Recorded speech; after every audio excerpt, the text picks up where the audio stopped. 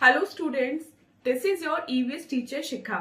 EVS 4 के chapter 15 में हमने पढ़ा वाटर आर नेचुरल रिसोर्स का चैप्टर, जिसमें हमने पढ़ा वाटर के यूजेस के बारे में, वाटर हमें किन सोर्सेज से मिलता है उनके बारे में, वाटर का सबसे बड़ा सोर्स कौन सा होता है और हमारी जो रिवर्स होती हैं वो कितने टाइप की होती हैं एक्सेट्रा। आज की इस वीडियो में हम पढ़ने वाले हैं ईवीएस 4 का चैप्टर नंबर 16, जिसका नाम है clean safe water.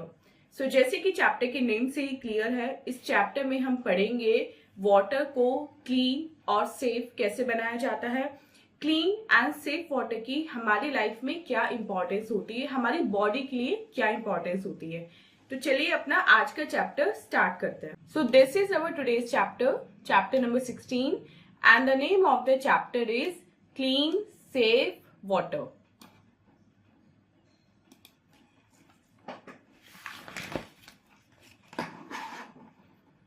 Now that we have studied about the various sources of water, we need to understand the importance of clean water and the causes of water pollution.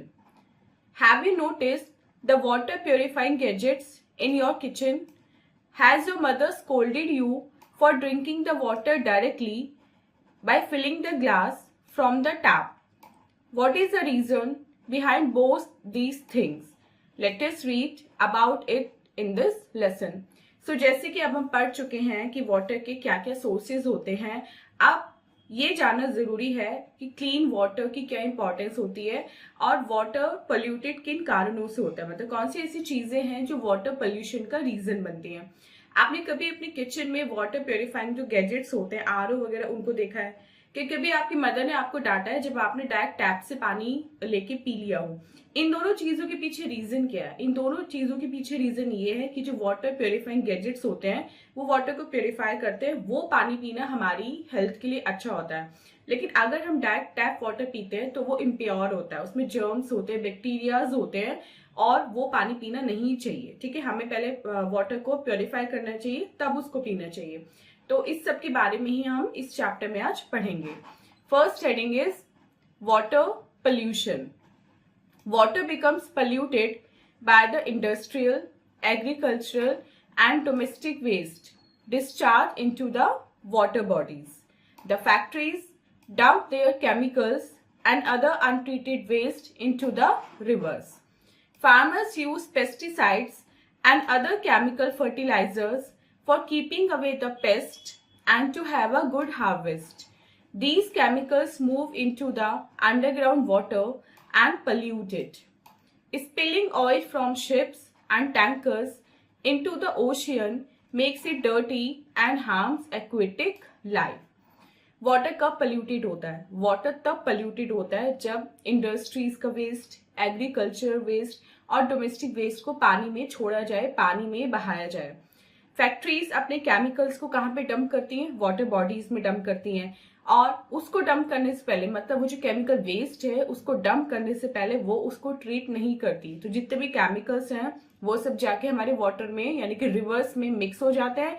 उन्हीं river का पानी हम लोग पीते हैं और हम बीमार हो जाते हैं। फार्मर्स खेतों में पेस्टिसाइड और दूसरे केमिकल्स का यूज करते हैं जिससे जो उनकी क्रॉप्स है उनमें कोई कीड़ा ना लगे और उनकी क्रॉप बहुत अच्छी हो। लेकिन बारिश के साथ मिलके ये जो फर्टिलाइजर्स है, ये जो केमिकल्स है, जो पेस्टिसाइड है, वो खेतों से निकल के बारिश के साथ नियर बाय जो वाटर बॉडी होती है उसमें जाके मिल जाते हैं या फिर वो अंडरग्राउंड चले जाते हैं। ठीक है, और वो अंडरग्राउंड पानी जब हम हैंड पंप की मदद से पीते हैं या पास की जो नहर है या नदी है जिसमें वो पेस्टिसाइड मिक्स हो गए उनका पानी जब हम पीते हैं तो वो पानी हमारा कैसा होता है? पोल्यूटेड होता है, और पोल्यूटेड पानी पीने से हम बीमार हो जाते हैं। जब भी शिप्स और टैंकर्स जो है जो ऑयल लेके जाते हैं एक कंट्री से दूसरी कंट्री में, कभी कभी उनमें लीकेज हो जाती है और मिलियंस ऑफ टन्स जो ऑयल है वो हमारा ओशियन में या सीज में मिल जाता है। और उसके मिलने से क्या होता है? जो ओशियन और सी के क्रिएचर होते हैं जो वहां पे रहते हैं, एक्वेटिक एनिमल्स जो होते हैं, वो मर जाते हैं क्योंकि वो जो पानी है जिसमें वो सांस ले रहे हैं उनमें ऑक्सीजन नहीं रहती और वो दम घुटने के कारण यानी कि ऑयल मिक्सिंग के कारण वो मर जाते हैं। Several other activities like immersing the idols of deities into water, throwing ashes of dead bodies, washing clothes and bathing animals pollute water. कुछ और एक्टिविटीज भी हैं जो वाटर को पल्यूट करती हैं, जैसे पानी में मूर्ति का विसर्जन करना, डेड बॉडीज की जो अस्थियां हैं उनको पानी में बहाना, पानी में कपड़े धोना और या फिर एनिमल्स को नहलाना। All these activities must be controlled as supply of fresh water is limited. Moreover, they lower down the quality of water. ये सारी एक्टिविटीज कंट्रोल में होनी चाहिए क्योंकि जो हमारे पास फ्रेश वाटर है अर्थ पे वो बहुत लिमिटेड है, मतलब वो ऐसा नहीं है कि इनफाइनाइट है, हम कितना भी उसे खर्च कर लें वो खत्म नहीं होगा, वो लिमिटेड है। और उससे ज्यादा जरूरी बात ये है कि ये पोल्यूटेड वाटर क्या करता है, ये इन सब एक्टिविटीज से वाटर की क्वालिटी रिड्यूस हो जाती है। Next topic, ill effects of water pollution. अब ये तो हमने पता लगा लिया कि वाटर पोल्यूशन होता किन कारणों से है, लेकिन वाटर पोल्यूशन के इल इफेक्ट्स क्या होते हैं, क्या क्या बुराइयां होती है वाटर पोल्यूशन, क्या क्या ड्रॉबैक्स होते हैं। Several harmful effects are caused by pollution of water. Here are some of them. Pollution of water causes waterborne diseases like diarrhea, jaundice, and dysentery. It can also cause skin diseases. Mosquitoes breed on dirty water and cause diseases like dengue, malaria, and chikungunya. Many fish and other aquatic animals die due to poisonous substances that are discharged into water. Crops can be destroyed if irrigated with the polluted water. Soil also becomes infertile in this account. अब कुछ drawbacks जो है वो ये हैं कि water pollution बहुत सारी डिजीज क्रिएट करता है। कौन सी डिजीज? जो पानी पीने के कारण होती है, पोल्यूटेड वाटर, जैसे डायरिया हो सकता है, जॉन्डिस हो सकता है, या फिर डायजेंट्री हो सकता है, या फिर स्किन डिजीज भी हो सकती है। गंदे पानी में मॉस्किटोज ब्रीड करते हैं, ठीक है, और डिजीज पैदा करते हैं। कौन सी? Malaria, chikungunya and dengue. बहुत से फिश और एक्वेटिक एनिमल्स जो हैं, जो पानी में सांस लेते हैं, वो पोल्यूटेड वाटर के कारण मर जाते हैं। एंड अगर हम पोल्यूटेड वाटर को क्रॉप के लिए यूज करेंगे तो क्रॉप जो है वो खराब हो जाती है, क्योंकि क्रॉप के लिए हमें क्लीन वाटर चाहिए होता है, और सॉइल जो है वो भी हमारी इनफर्टाइल हो जाती है अगर सॉइल में जो वाटर है वो पोल्यूटेड है। Next is a take a break activity. अब देखते हैं इस टेक अ ब्रेक एक्टिविटी में हमें क्या करना है। What would happen to Earth's water if we litter? Describe the below given picture. अर्थ के वाटर को क्या होगा यदि हम उसमें कूड़ा करकट फैलाते हैं, और नीचे तो पिक्चर्स आपको दी गई हैं ऐसी कूड़े करकट की जो वाटर में है, तो इन दोनों को आपको डिस्क्राइब करना है कि वाटर की यहाँ पे इन दोनों पिक्चर्स में क्या हालत है और कितना गार्बेज यहाँ पे, कितना लिटर यहाँ पे पड़ा हुआ है। Next topic is protecting water bodies. Water bodies को हम प्रोटेक्ट कैसे कर सकते हैं, मतलब वाटर पोल्यूशन को प्रिवेंट कैसे कर सकते हैं। We must try to practise these ways to protect water. Avoid throwing waste into water bodies. Waste from factories must be treated before being discharge into rivers and lakes. Pipeline for drinking water and sewage must be at a distance from each other to avoid any leakage of dirty water into drinking water. Bathing, urinating and defecating near water bodies should be banned. Overuse of fertilizers and pesticides should be avoided. So यहाँ पे कुछ तरीके हैं जिनको इस्तेमाल करके, जिनको use करके हम वाटर बॉडीज को प्रोटेक्ट कर सकते हैं। जैसे हमें वाटर बॉडीज में वेस्ट यानी कि कूड़ा करकट नहीं फेंकना चाहिए। फैक्ट्रीज और इंडस्ट्रीज का जो वेस्ट है, जो वेस्ट वाटर है, उसको पहले ट्रीट करना चाहिए, मतलब उसको पहले केमिकल फ्री करना चाहिए, उसके बाद उसको पानी में छोड़ा जाना चाहिए। ड्रिंकिंग वाटर और सीवेज, इन दोनों की पाइपलाइन एक दूसरे से थोड़ा डिस्टेंस पे होनी चाहिए, जिससे कोई भी अगर लीकेज होती है सीवेज में तो वो ड्रिंकिंग वाटर में ना मिले, और ड्रिंकिंग वाटर में कोई लीकेज होती है तो वो पानी सीवेज में मिलके वेस्ट ना हो जाए। नेक्स्ट, वाटर बॉडीज में हमें ना तो नहाना चाहिए, ना ही यूरिनेट करना चाहिए, और ना ही डेफिकेट करना चाहिए, और ना ही उनके आसपास ऐसा करना चाहिए। And over use of fertilisers and pesticides भी हमें कंट्रोल करना चाहिए। हमें उतना ही फर्टिलाइजर एंड पेस्टिसाइड यूज करने चाहिए जितने की नीडेड है। And last is an awareness should be created among the people about ill effects of pollution. Pollution के इल इफेक्ट्स के बारे में हमें लोगों में जागरूकता फैलानी चाहिए। Next topic is portable water. Portable water means वो वाटर जो ड्रिंकेबल होता है, जो पीने योग्य होता है, जिसको हम पी सकते हैं। Portable water is the water that is safe for drinking. Water from different water sources like rivers, lakes and wells can be made safe by the following veg.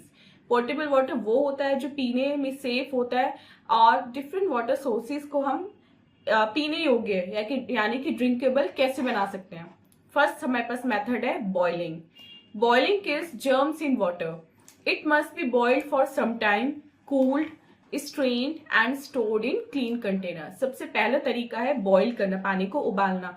इसमें पानी को कुछ देर बॉईल करते हैं, उसको ठंडा होने रख देते हैं, उसको छानते हैं और फिर उसको साफ कंटेनर में स्टोर करके पीते हैं। Next is solid impurities in the water can be removed by filtration. There are many gadgets available in the market for filtration of water. अगर वाटर में सॉलिड इम्प्योरिटीज हैं तो उसको हम फिल्ट्रेशन की हेल्प से रिमूव कर सकते हैं, और मार्केट में आजकल ऐसी बहुत सी डिवाइसेस हैं, बहुत सी टेक्निक्स हैं जिनकी हेल्प से हम वाटर को फिल्टर कर सकते हैं। Next is chlorination. Chlorination is adding of chlorine, a chemical, to water. It kills the germs in the water. Bleaching powder or potassium permanganate are added to the wells in villages to keep their water germ free. Chlorine एक tablet होती है, chemical tablet होती है जो water को purify करती है, और क्लोरीन की हेल्प से वाटर को प्योरीफाई करने को बोलते हैं क्लोरीनेशन। अब क्लोरीनेशन क्या करता है, वाटर में जो जर्म्स होते हैं उनको किल कर देता है। इसके साथ साथ हम ब्लीचिंग पाउडर या पोटेशियम परमैंगनेट का भी यूज करते हैं गांव में जो कुएं होते हैं उनमें, जिससे जो वेल्स का, कुओं का जो पानी है वो डिजीज फ्री हो जाए। Next is a tune-up section, और देखते हैं ट्यूनअप सेक्शन में हमें क्या करना है। Discuss what are soluble and insoluble impurities, give example also. अब यहाँ पे आपको डिस्कस करना है कि सॉल्युबल और इनसॉल्युबल इम्प्योरिटीज कौन सी होती हैं और उनके एग्जाम्पल देने हैं। Next is water purification plant. Water purification plant क्या करता है। Water treatment is a process by which water is made safe for use. Here is what happens to the water in this plant. Water treatment एक प्रोसेस होता है जिसकी मदद से हम पानी को सेफ बना सकते हैं यूज के लिए। अब हम पढ़ेंगे कि वाटर प्योरिफिकेशन प्लांट में क्या क्या स्टेप्स परफॉर्म होते हैं जिससे जो डर्टी वाटर होता है वो हमारे घर तक सेफ वाटर की फॉर्म में पहुंचता है। फर्स्ट स्टेप होता है water from the water bodies like rivers and lakes is sent to the treatment plant through pipelines. Water bodies का जो वाटर होता है जैसे कि रिवर का या लेक का, उनको पाइपलाइन की हेल्प से हम वाटर ट्रीटमेंट प्लांट तक पहुंचाते हैं। Then it goes to the sedimentation tank where big solid impurities like leaves, twigs, etc. settle down. उसके बाद उसको sedimentation tank में भेजा जाता है जहाँ पे जो बड़ी solid impurities होती हैं उनको रिमूव किया जाता है। सॉलिड इम्प्योरिटीज जैसे पत्तियां होती हैं पानी में, या फिर टहनियां होती हैं, या कुछ और होता है कंकड़ पत्थर, वो सब सेडिमेंटेशन की हेल्प से नीचे बैठ जाते हैं पानी में, और ऊपर का जो पानी है उसको अलग कर लिया जाता है। After this, water moves into the sand bed to remove tiny impurities. उसके बाद जब मोटी मोटी impurities, solid impurities दूर हो गई, उसके बाद वाटर को सैंड बेड में भेजा जाता है जहाँ पे छोटी छोटी जो पार्टिकल्स होते हैं ना, जो दिखाई भी नहीं देते, वो वहाँ वाटर से प्योरीफाई किए जाते हैं। Alum and chlorine are the chemicals added to the water. Chlorine kills germs. उसके बाद एलम यानी कि फिटकरी और क्लोरीन जैसे केमिकल्स को पानी में ऐड किया जाता है, और क्लोरीन क्या करता है, जर्म्स को किल करता है।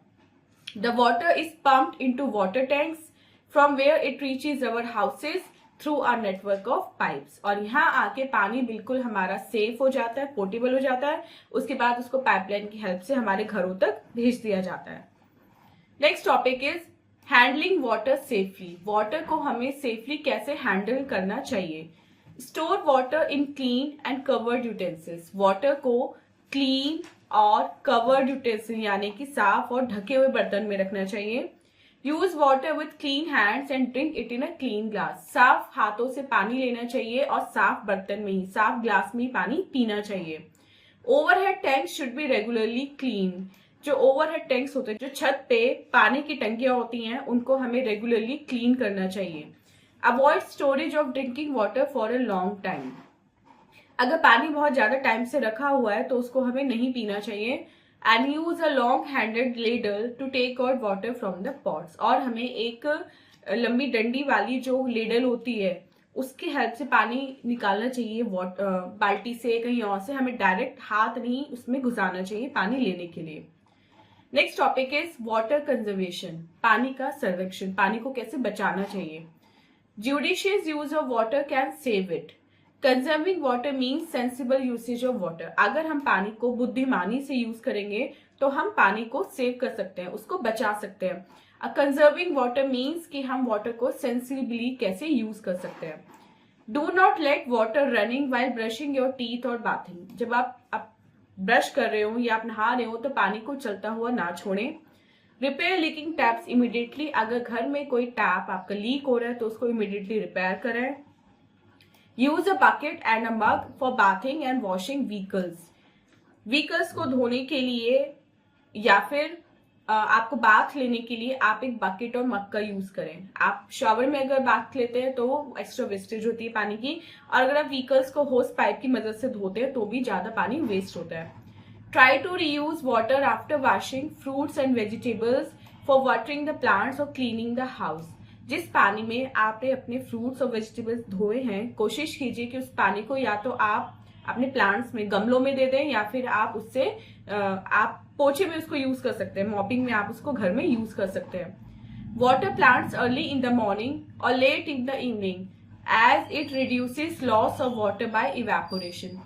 आप कोशिश कीजिए कि अपने जो प्लांट्स हैं उनको अगर आपको वाटर देना है तो या तो आप अर्ली मॉर्निंग में करें या फिर लेट इवनिंग में, क्योंकि ये दोनों टाइम में इवेपोरेशन यानी कि जो इवेपोरेशन का प्रोसेस होता है वो कम होता है। अगर आप दोपहर के टाइम पे पौधों में पानी देते हैं तो इवेपोरेशन ज्यादा होता है और आपको ज्यादा पानी खर्च करना पड़ता है। And save water is precious, पानी को बचाए क्योंकि पानी बहुत ज्यादा कीमती है, बहुत ज्यादा मूल्यवान है। So student, this was our explanation of the chapter. I hope आपको clean and safe water का concept अच्छे से समझ में आ गया होगा। अब चलते हैं अपने एक्सरसाइज पार्ट की तरफ और देखते हैं एक्सरसाइज में हमें क्या करना है। A part, first question is tick the correct option.